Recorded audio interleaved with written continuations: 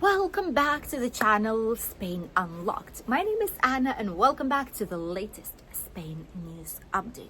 Today we have 3 news for you guys. One of them is, which are the most poor and worst considered safety-wise neighborhoods in Spain. 3 of them are located in Alicante province. Another total blackout might be coming to Spain very, very soon, just months after the full electric blackout happened in our country. Why is that? And what you should know in today's news update. Followed by the last news. What is happening with all those who have to work if we have a orange or red alert due to extreme rainstorm or flooding in your area? All this and more in today's news update. Let's begin. First of all, let's talk about the most poor statistic-wise neighborhoods of Spain. Sadly, 3 almost top of these are located in Alicante province. 2 of which are located in Alicante city, the capital of our province, and 1 in the city of Elche, which is the second biggest town after Alicante, obviously. The main curiosity is that the difference between the most, not exclusive, but the area where the income is the highest, and the area, the neighborhood where the income is the lowest, is about 3 times. So for example, if in the area of the lowest income, a person is gaining like 500 euros, although it's not possible technically, but for example, 500 euros, in the highest income one is going to be minimum 1,400. It's 3 times the income. Does it mean that the areas with lowest income are the worst ones to live? Yes and no, it depends. Simply because typically and technically, whenever you walk into a neighborhood, for example in Alicante, there's 2 of them, 2.5. One of them is Juan 23, Juan 23. This is one of the neighborhoods that has the lowest income in Alicante, together with Virgen del Remedio, plus 1000 viviendas, which is 1,000 of living spaces, let's say it like this. This is how it's called. These are one of the oldest neighborhoods. These are also with the lowest income. These are more problematic, let's say it like that. These are with slightly more noise.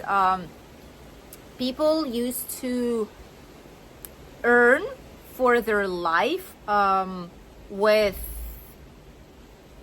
different types of methods. Not gonna say which ones, but you know, not just like a typical good paying job, okay? Not even legal methods a lot of the times. However, there's also some people who live there because they're not able to afford a better place, because their salary doesn't give for too much, because the rent is expensive and this is the only place they can afford right now. Or those who are just starting their life here in Spain, but they didn't want to spend too much money, so they chose this neighborhood willingly, knowing it's going to be way cheaper, but at the same time, it's not going to be the best place where to live. Elche also has this type of area, which is located right next to the National Police Office. There's the big park of Elche, El Palmeral, and then there's the police station. So right in between, there are several buildings who are considered to be also a, not very best, let's say it like this, region to live in Elche town. And honestly, every single bigger city does have these types of neighborhoods. Only smaller villages, small towns do not have that, but bigger ones, yes. At least one conflictive or slightly less safe neighborhood they will have. The most important thing is to identify which one it is. And whenever you see it online, you see properties out there, if you see it's a very, very low price, way different from what it costs like to be in the center of the city or in more vivid areas closer to all the facilities, this is probably one of the reasons why. Because it's not the best considered neighborhood where you would be able to live. There's always a reason. If you see a very, very cheap price on any kind of property out there on the market. And if you're not sure, you can always contact us and we're able to let you know if it's a conflictive neighborhood, if it's a good place to choose. We can even help you find the property for rent or for purchase. Next news is about the electric blackout, the total blackout that we suffered some months ago already. And it surprised a lot of people. Nowadays, the electric, it's called Red Eléctrica, electric net in Spain, which is the huge company, basically, in simple words, it's a huge company corporation that controls how the light, how the electricity enters, from where it proceeds, it distributes it equally so that the whole net of electricity would be functioning in whole Spain. Well, basically, this company, since the end of September already, so for at least 2 weeks for now, they've been alerting that if nothing will be changed, Spain might suffer another blackout. Obviously, these are temporary, we know it, and people by now are not afraid any longer. People know that they can get like a small gas stove. We have it actually. Since then, we have it in case you want to cook something at home. People do have some water. People know that some supermarkets will still be open. People tends to have some cash at home just in case the ATMs do not work, or just a little bit, 50, 100 euros, just the tiniest bit to go and buy something to eat if you need it, and paying cash. Plus, everyone are prepared more or less. People just don't panic about it any longer. They did, and we did the first day because we didn't know how long it will be, but now we know what it is, so people are just staying calm and quiet and go for walks and enjoy without screen time. And the thing is that, why is it happening actually? This net has been saying that there has been a lot of disruptions in it, and there's been huge, all of a sudden, changes with the electricity that's been coming and going. So for example, at one single point, it's going to be like a huge peak, and then it's going to be like a huge drop. And what they are saying is that they're asking all clean energy companies, like eolic energy, solar panel companies, to slightly delay the access to this energy. Don't give it all up at once, to avoid these types of issues. So we don't think we'll have this type of problem once again, but even if we do, people are honestly prepared. Hospitals are fine, hotels are fine. Bigger businesses, they all have generators already. And a lot of them purchased these after the last time. So we're not in a panic mode anymore. If it happens, it happens. If not, then that's also perfect.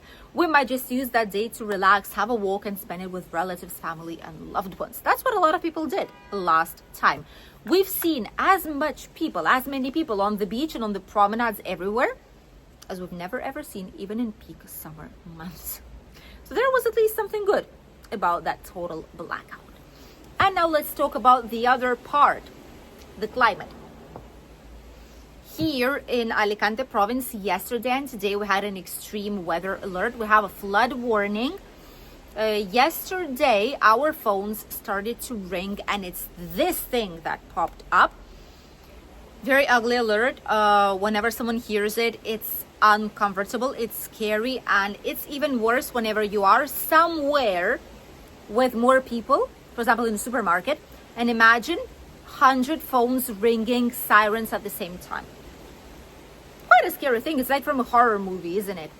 So what happened is that this alert in our region, it's in Spanish and in English, because there's a lot of tourism, there's a lot of bilingual families that do not speak Spanish very well, so it's in Spanish and English.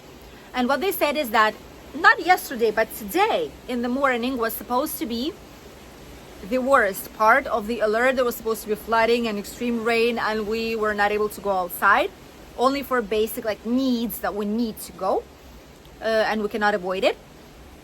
And eventually what happened is that yesterday was the worst day, not today.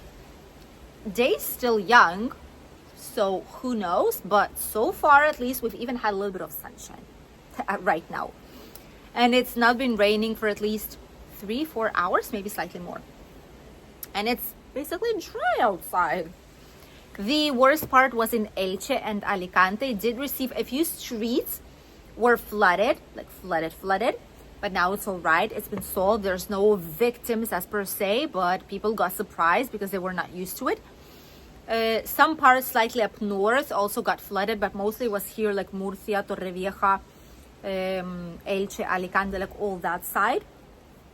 And here in the area, intense rain, but no extreme flooding, luckily to us. So what happens is that during these types of meteo alerts, companies have learned. Before, it was the same as with heat waves.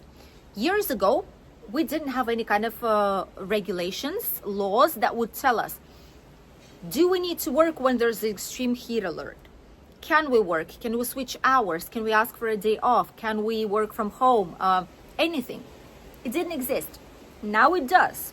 After a couple of years of extreme heat and quite a lot of people dying from it, basically. Open air workers mostly. Older generations. It exists. And now, after this last year's flooding alerts, and this year's also storms and rainstorms, extreme rainstorms, there's also a new regulation that basically states that you are able to shift your work hours or work from home if needed, if you don't have to physically be at the place, or shift it and work, for example, a festive day or work any other day, one day less of holidays, etc. You can work it out, but it is a possibility. And actually, it is curious because today is a work day. Yesterday was a bank holiday, by the way, the day of the Valencian community, 9th of October. Today's 10th, and even though a lot of people take a bridge holiday from yesterday, Thursday to Sunday included, what happened is that today is supposed to be a usual work day, like supermarkets should work, right? Well, they're all closed. With an exception of Lidl. This is the only one that's open. And all the rest are closed. Plenty of shops are closed. And that is because yesterday they received this alert. And today they've decided not to risk their lives or client lives. In general, they decided it's better to stay. If it doesn't rain, if it doesn't flood, perfect. But what if it will? And we are open today. This is what happened. And people are taking it seriously with precaution, which is very, very good. Because people are learning from past mistakes of what happened in Valencia, sadly. Last year, a lot of people lost their lives out there, more than 200. This year, it wasn't the case, luckily. But now at least we know what to do. The system is working way, way better. It gives you precaution and alert on time, one day before. But the thing is that it actually rained yesterday more than it is today. Today it almost did not. So we would have needed that alert for yesterday, not for today. Even so, people got informed, so they were more monitoring the situation more and changing work shifts if they were able to prevent accidents from happening. Thank you for accompanying us in today's latest Spain news update. We wish you a great day, and we'll see you in a brand new video here on the channel upcoming Tuesday. Stay tuned and don't forget to subscribe. Goodbye.